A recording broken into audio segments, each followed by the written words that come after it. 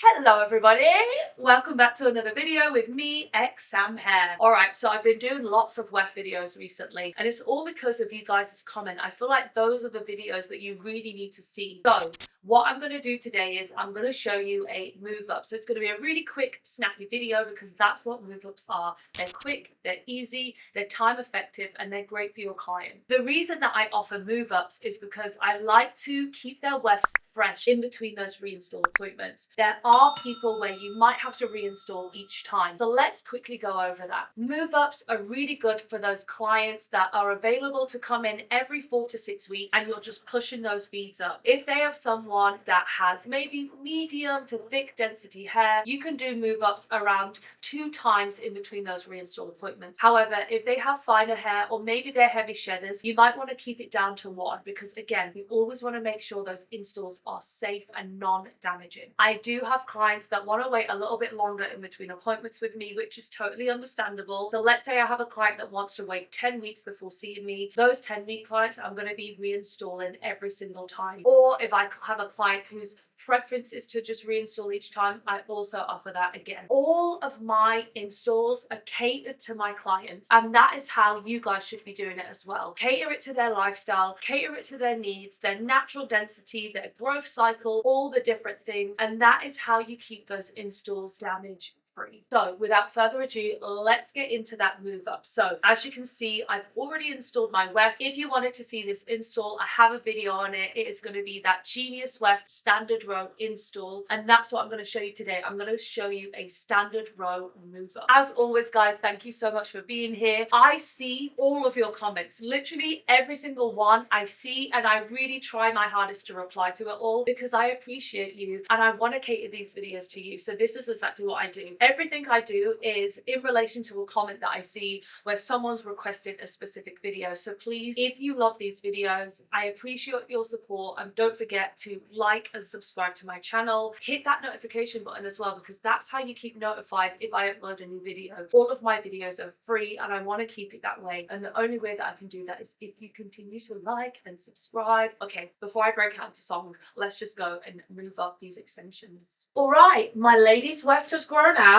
Not really, I just moved the beads down, but let's pretend she is a real client and her wefts have grown out. This is what you'd be looking at around like maybe the 4-week mark. So you can see she's got a nice clean grow out like this. We can still see all the little individual beads and everything. It's just grown down. So this is how it's going to look when your client comes in for a move up. The reason that I say 4 to 6 weeks for a move up though is because could you imagine if it's really low down, it's going to be really hard to slide those beads up. So if it's too grown out, you will have to do a reinstall. So I always explain that to my clients, and I always try and pre-book them. That is a top tip. Pre-book your clients as much as you can, especially if they have any sort of move up service. So now I'm going to take my weft and I'm just going to flip it up. This is a standard row, so it's super easy to do the move ups, and I just kind of find where those beads are and then I'll just separate the weft from those beads, and I like to just kind of do my weft as a whole.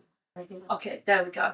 And then now I can just clip that weft up and out the way. Easy. Okay, so what you want to do here is you want to shuffle down those beads to make sure that everything's nice and flush. And then what I'll do is you will have shed, totally normal. So all I'm going to do is just kind of spread those beads and begin to pivot and push that weft back up into place. So you can see I'm pushing that up so it's going to live where I originally sewed it down 4 weeks ago. And then now what I'm going to do is I'm going to take my pliers. Okay, let me give a quick shout out to Hair Made Easy because I absolutely love their pliers. I only use and promote stuff that I genuinely love, genuinely use behind the chair, because let's be real guys, there's so much rubbish out there. I don't want to spend money on something and I know it's not good and I'm promoting it. So that's why I always will only talk about stuff that I actually use and I actually love. This is one of them. It's Hair Made Easy pliers. I don't use any other pliers pliers apart from the Hair Made Easy. They're that good. These are the angled ones, so they're a little bit more ergodynamic, and they do have these little holes. So can you see those holes there? That is what I use to open the bead up. So let me show you how I use this little hole and how I move up. So I'm going to start in the middle. I always do this. I'll start in the middle and work my way to the sides, but you can do it however you want. So I'll start in the middle, and then can you see with this bigger hole here, I'm just going to pop open that bead, and then all I'm going to do is slide up the bead and then just clamp it back down into place, making sure I still have that nice up down movement and it's not too tight. On a real person you will have shed, so let me show you how I comb that shed out. So again, opening that bead, and then I'll slide down the bead a little bit, and then I just like to comb out that shed here. Slide the bead up again, and you can just pull out that shed with your fingers, and then again clamping down. Top tip, really make sure that you're clamping down nice and hard. I will notice if I have any sort of slipping with the wefts, a lot of the time it's where I haven't clamped down hard enough with my tool. So it's really important that we're applying a lot of pressure. So let me show you. Imagine I didn't clamp down hard enough. What's going to happen is that bead will slide out. Can you see? Rather than this one, it's nice and secure. So if that happens, again, just make sure you're really clamping down. When you clamp down hard enough, you'll know, because you can see that little piece of silicone pop. Unclamp the bead, slide it up, clamp down. Unclamp the bead, slide it up, and again clamping down. I kind of talked about this earlier in the intro about, you know, keeping extensions damage free. So let's talk about that for a little bit.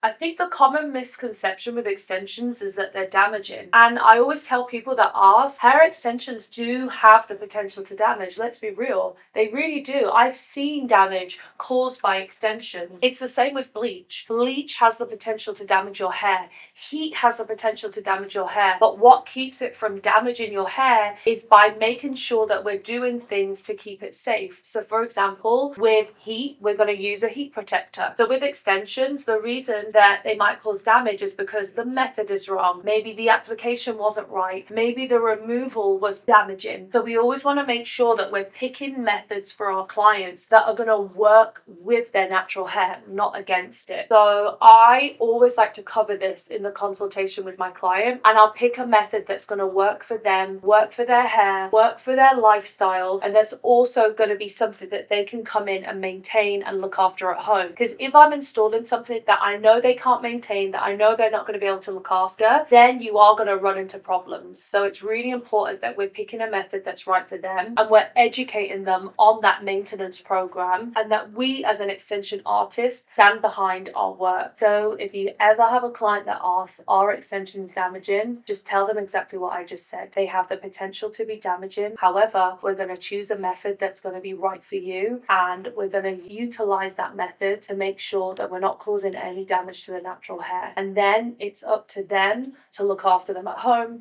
and keep up with their maintenance. And the way that you can do that is, again, making sure you're pre-booking them. So we're coming to the end now, moving up that bead, and now we're on the final bead here. Sometimes people struggle with those anchors, so let me show you a little tip of what I like to do. So if I'm struggling, let's say it's not moving up, I'm going to unclamp my bead, and then I'll slide down the bead and slide down the weft slightly. Because what might happen is you might just have a bit of a build up here. So all I do is just comb out any of that build up, and then you can move the weft, comb out the shed, and then push that bead up into place. So with your beads, they should never feel painful. If your client complains of pain, chances are your beads are too tight. So as you go through, make sure that you've got that nice fluid up down movement. Again, remember we were talking about damage.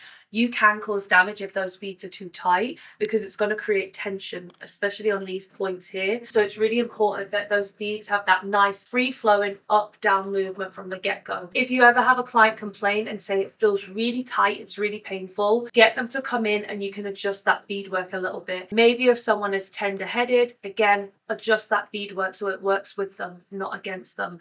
I always keep an open line of communication with my clients, and I always tell them, if you have any problems whatsoever, please reach out to me and I'll get you in the salon. It's never an inconvenience for me. What would be an inconvenience is if they come back and they have damage or tangling or matting, because then that's on me. So again, I always like to make it a clear line of communication so that they know if there's any problems, I'm always here to help them. All right, so now that that is all moved up, I'm going to flip down my weft. I'll always ask my client as well how it feels, if it feels comfortable, if it feels tight in any areas, and then that way I can just go in and readjust. Give it a little brush. And now she is good to go for another 4 to 6 weeks. Unless she has really fine hair or she's a heavy shedder, maybe you only want to do that one time and then reinstall the next. But for most of my clients, I can get a good 2 move ups before I need to do a reinstall. Thank you guys so much for watching. As always, I appreciate you being here. So I know that was on a mannequin head. I know that. However, if you did want to see like a real one, I do have lots of shorts on my YouTube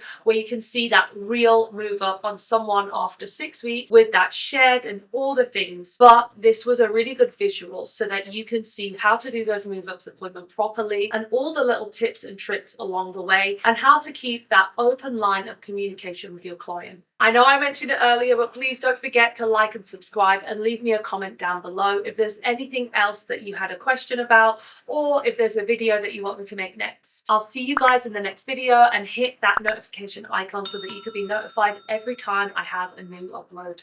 Bye guys. Yay!